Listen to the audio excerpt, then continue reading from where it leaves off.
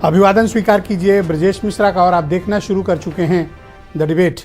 बहनों भाइयों, आरक्षण में हकमारी का मुद्दा इस बार फिर सुर्खियों में है। चुनाव के वक्त ये मुद्दे ने बड़ा तूल पकड़ा था, लेकिन तब ये विपक्ष की आवाज़ थी।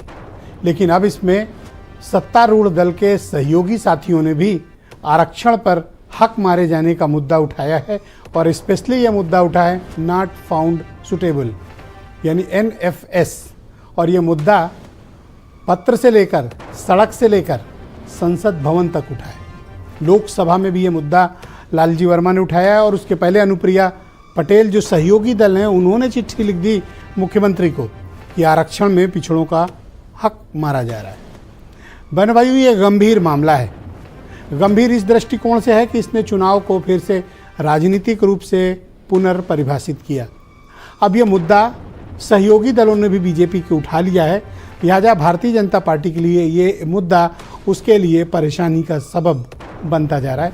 आज चर्चा इसी विषय पर करेंगे। बहन भाइयों, आरक्षण का मुद्दा एक बार फिर से उत्तर प्रदेश में बेहद गर्म है और इस मुद्दे ने भारतीय जनता पार्टी को चुनाव में बेहद करारा नुकसान पहुंचाया था और अभी भी ये मुद्दा बीजेपी के गले में अटक गया है। अटका ऐसे कि विपक्ष के आरोप तक तो बात ठीक थी, लेकिन अब अपने उसके सहयोगी दल के लोग जो उनके साथ सत्ता शेयर कर रहे हैं वो उनसे खफा हैं और इस मुद्दे पर बीजेपी को घेरा जा रहा है। अनुप्रिया पटेल एक पार्टी की सांसद और वो खुद मंत्री, उनके पति उत्तर प्रदेश में MLC, पार्टी के मुखिया, वो भी मिनिस्टर। बहन भाइयों, ये इकलौती पार्टी होगी जिसमें पति पत्नी एक साथ मंत्री हैं, वो भी एक राज्य में एक केंद्र में। उन्होंने एक चिट्ठी लिखी है कि पिछड़ों, दलितों और वंचितों के साथ ज्यादती हो रही है, उनके हक मारा जा रहा है। रिजर्वेशन में नॉट फाउंड सुटेबल लिखकर पिछड़ों को सुटेबल जॉब से वंचित किया जा रहा है। इसमें कोई सच्चाई है या फिर ये विपक्ष के इकोसिस्टम में उनकी तेज गूंजती आवाज़ के बीच एक घबराई हुई पार्टी जिसका एक सांसद हार गया और दूसरी किसी तरह गिरते पड़ते जीत पाई, क्या ये सिर्फ उनकी आवाज़ है या फिर लगभग हाथ से निकल चुके कुर्मी वोटों को वापस अपने पाले में लाने की कोशिश? लेकिन इस होड़ में लालजी वर्मा काफ़ी आगे हैं। यहाँ बात चिट्ठी की थी, वहाँ अगले आदमी ने 10 मिनट इस देश की लोकसभा में आरक्षण की हकमारी और नॉट फाउंड सुटेबल का मुद्दा उठाकर विपक्ष में भी और सत्ता पक्ष में जो बीजेपी के साथ हैं उनको बड़ा असहज कर दिया। बहन भाई, उत्तर प्रदेश का जो सामाजिक ताना बाना है उस सामाजिक ताने बाने में पिछड़े और दलितों की तादाद बहुसंख्यक की है, बहुत बड़ा हिस्सा है उत्तर प्रदेश की आबादी के। और जो खासतौर पर अगर आप, चूंकि नेता लोग सिर्फ वोटों के हिसाब से समझते हैं, इसलिए मैं नेताओं की भाषा में बताना चाहता हूं कि उत्तर प्रदेश में तकरीबन 75% के आसपास का जो वोट शेयर है वो पिछड़े और दलितों का मिलाकर है। 70-75 के बीच होगा। चूँकि जातीय जनगणना है नहीं, इसलिए एग्जैक्ट डेटा नहीं बताया जा सकता, सिर्फ एक अनुमान है। तो अगर इतनी बड़ी संख्या में मतदाताओं के साथ हो रही या उनकी कम्युनिटी के साथ हो रहे कोई भी मुद्दे को अगर उठाया जाता है तो उसका इम्पैक्ट बहुत गहरा पड़ता है, बहुत ये राजनीतिक रूप से किसी भी पार्टी को नुकसान पहुंचाता है और उठाने वाले को उठा देता है।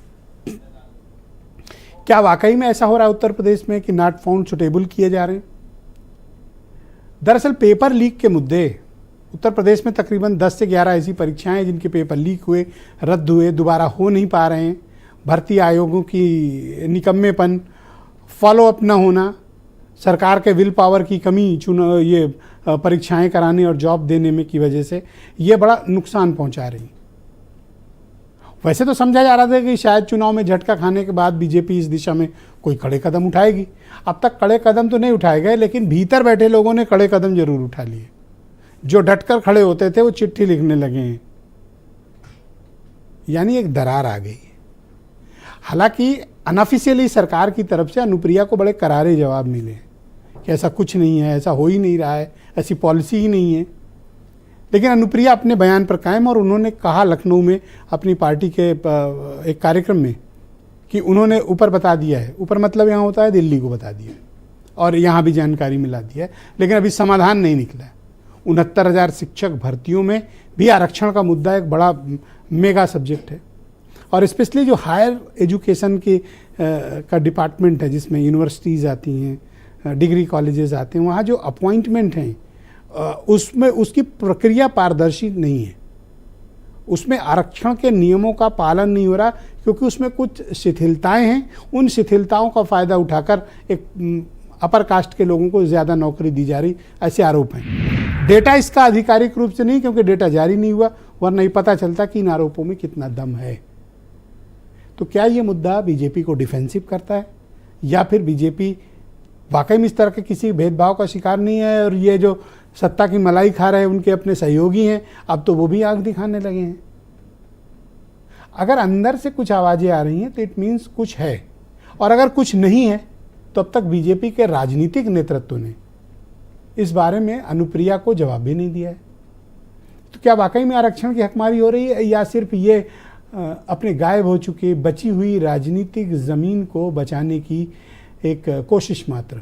आज चर्चा इसी विषय पे करेंगे। कुछ स्टेटमेंट सुनिए, फिर डिबेट को आगे बढ़ाएंगे। भारतीय जनता पार्टी जब से सरकार में आई है, उनका एक एक फैसला देख लें अगर आप, उसमें आरक्षण के साथ खिलवाड़ हुई है। और आरक्षण की जो मूल भावना थी, उसके खिलाफ लगातार भारतीय जनता पार्टी काम कर रही है। ओबीसी कोटा को लेकर भी जो सवाल उठा है वो गलत नहीं है, निराधार नहीं है, बिल्कुल सही है। हमारे दबे कुचले वंचित पिछड़े समाज की महिलाएं हैं।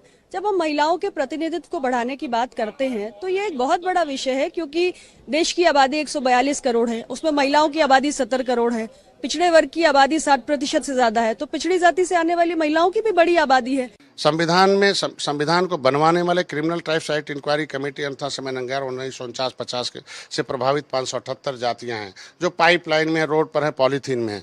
उनकी आवाज़ बने, उनको अगर वोट लिया इधर से फुसलाया है, जो फिशरमैन फिसल गए हैं, तो उनका उसमें मझवार, गौंड, तुरैया, खरवार, बेलदार, खरोट, कोली 7 नामों से अनुसूचित जाति की सूची में है।